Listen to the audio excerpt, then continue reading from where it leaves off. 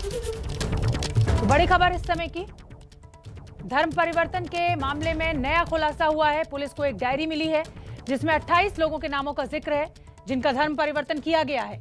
ये वो दस्तावेज हैं जिसमें धर्म परिवर्तन के पहले और बाद के नाम लिखे हुए हैं। कुल 28 लोगों के नामों का जिक्र है इस दस्तावेज में। पुलिस ने छापेमारी के बाद आरोपियों के ठिकाने से ये दस्तावेज बरामद किए हैं। तो यूपी पुलिस को छापेमारी में धर्म परिवर्तन का एक रजिस्टर हाथ लगा है। रजिस्टर में 28 लोगों के नाम बदलने का पूरा ब्यौरा मौजूद है। तो उत्तर प्रदेश की एटीएस लगी हुई है इस पूरे मामले को लेकर, गिरफ्तारी भी हुई है इस मामले में और अब एक डायरी बरामद की गई है जिसमें 28 लोगों का जिक्र है जिनका धर्म परिवर्तन किया गया है। ये वो दस्तावेज है जिसमें धर्म परिवर्तन के पहले और बाद के नाम लिखे हुए हैं। देवर्षि ठाकुर, दानिश खान, ये रजिस्टर में जो नाम लिखे हुए हैं वो हम आपको दिखा रहे हैं। प्रवीण कुमार, अब्दुल समद है अब धर्म परिवर्तन के बाद का नाम। कवित विश्वकर्मा, गजला नाम है अब। मनोज कुमार का नाम जो है वो इब्राहिम खान। ये पहले और बाद के नाम हम आपको दिखा रहे हैं। जो डायरी बरामद हुई है उसमें इन नामों का खुलासा हुआ है। नरेंद्र देवले का नाम अब धर्म परिवर्तन के बाद मोहम्मद शाहिद। प्रियंका सेन का नाम फातिमा। चंदन कुमार का नाम अब्दुल अहमद। सौरभ का नाम बदलकर धर्म परिवर्तन के बाद शाहिर खान रखा गया और ये डायरी में नाम लिखे हुए हैं। ये नाम हमारे नहीं है, ये वो डायरी है जो पुलिस ने बरामद की है। अक्षिता शर्मा का नाम आमना रखा गया है धर्म परिवर्तन के नाम। रजिस्टर में धर्म परिवर्तन से पहले और बाद के नाम लिखे हुए हैं। रिंकू कुमारी को नाम कशिश दिया गया है। तो बाकायदा धर्म परिवर्तन किया गया और उसके बाद वो नाम रखे गए जो उस धर्म से जुड़े हुए थे। ललन सागर का नाम मोहम्मद सागर खान रखा गया। शीला यादव का नाम जाफरीन रखा गया। दीपिका रानी धर्म परिवर्तन के नाम आयशा सिद्दीकी के नाम से जानी गई। पुनीता सोफिया के नाम से जानी जाती हैं धर्म परिवर्तन के बाद। और ये जो रजिस्टर बरामद हुआ है उसमें इन नामों का खुलासा हुआ है। यूपी पुलिस का कहना है कि देश के दर्जन भर से ज्यादा राज्यों में धर्म परिवर्तन का ये रैकेट चलाया जा रहा है। इन्हें कई देशों से पैसे मिल रहे थे, खासकर महिलाओं को टारगेट किया जा रहा था और हथियार चलाने की ट्रेनिंग के भी कुछ इनपुट्स मिले हैं जिसकी जांच फिलहाल एटीएस कर रही है। धर्मांतरण के आरोपी काजी जहांगीर और उमर गौतम को आज एटीएस ने पुलिस कस्टडी रिमांड पर लिया है। कई चीज़ों को लेकर उनसे पूछताछ की जाएगी, कई जानकारियां हासिल करने की कोशिश की जाएगी। एडीजी एलओ प्रशांत कुमार इस वक्त हमारे साथ में हैं, उनसे हम समझेंगे क्या क्या अहम बिंदु होंगे पूछताछ के। सर, क्या जानकारियां जुटाई जाएंगी? बताया जाता है कि कुछ डायरियां मिली हैं, कुछ कॉल डिटेल से खुलासे हुए हैं।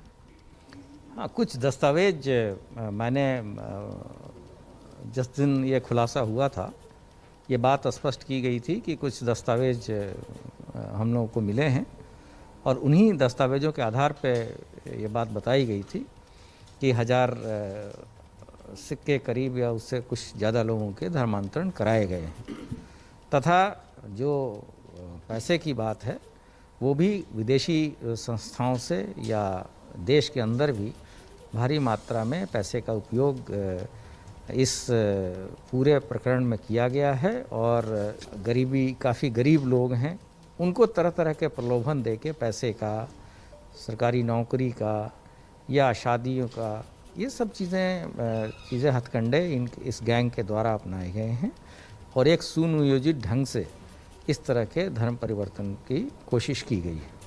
जैसी भी जानकारी मिल रही कि सर अमेरिका, कुवैत, संयुक्त अरब अमीरात, इन देशों से पैसा आया और कुछ एनजीओ जो देश में काम करती हैं उनके जरिए इस्लामिक दावा सेंटर को दिया गया है। इस तरह के तथ्य भी सर खुलासे हो रहे हैं।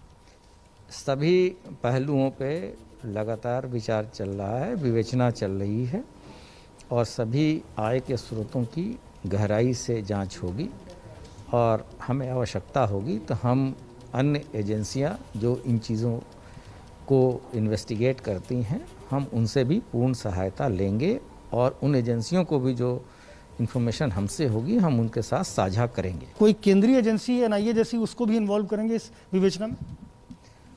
अभी तो इस विवेचना को हम एटीएस, यूपी एटीएस ही कर रही है और इस तरह के कोई अभी हमारा कोई प्लान नहीं है, लेकिन कुछ एजेंसियां हैं जिनकी अपनी अलग ब्रीफ होती है और उनकी अलग कार्य करने की वो होती है। अगर वो अपने स्तर से कुछ करना चाहें तो इसमें मुझे कुछ नहीं कहना। धर्मांतरण के आरोपियों से हुई पूछताछ में लखनऊ के रहमान खेड़ा की अल हरम एकेडमी का नाम भी सामने आया है। पुलिस सूत्रों के मुताबिक इस संस्था को विदेश से पैसा मिलता था और फिर इस पैसे को इस्लामिक दावा सेंटर को भेजा जाता था। एबीपी न्यूज ने एकेडमी में जाकर पूरी पड़ताल की, आप भी देखिए। लखनऊ के अल हरम एजुकेशनल फाउंडेशन पर खड़े हुए हैं, जहां के कर्मचारी हमारे साथ हैं। क्या काम होता है इस सोसाइटी में?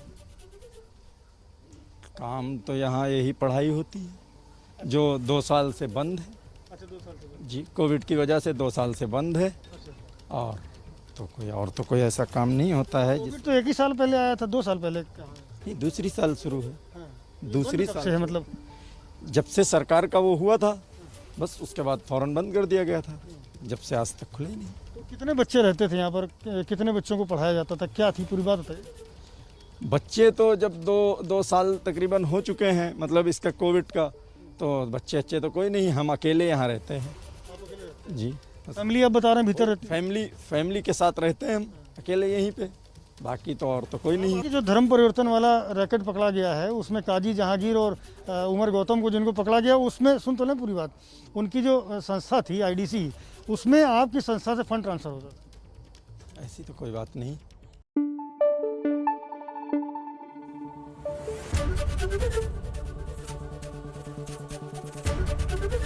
एबीपी न्यूज आपको रखे आगे।